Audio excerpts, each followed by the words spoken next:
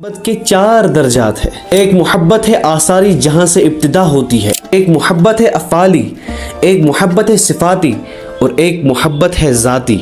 की मंजिलें तय करता है।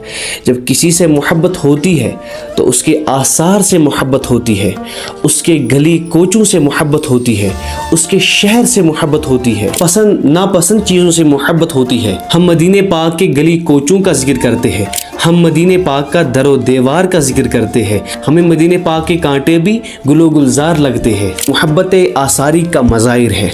इसी तरह अल्लाह के बंदू को मोहब्बत आसारी नसीब होती है जब वो अल्लाह से मोहब्बत करते हैं और मोहब्बत आसारी में होते हैं।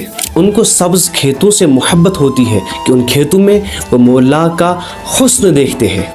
उन्हें बहते हुए दरियाओं से मोहब्बत होती है, उन्हें चश्मों से मोहब्बत होती है, उन दरिया की लहरों में वो अपने मौला का मंजर देखते हैं। इश्क आसारी है। जैसे हमें किसी इंसान को फ़ोटो उठाना होता है, किसी ऑब्जेक्ट को फ़ोटो उठाना होता है तो हम उस ऑब्जेक्ट पर फोकस करते हैं। जब हम उस पर फोकस करते हैं तो उसकी पिक, उसका फ़ोटो बड़ी अच्छी आती है और पीछा जो बैकग्राउंड होता है वो डिम आता है।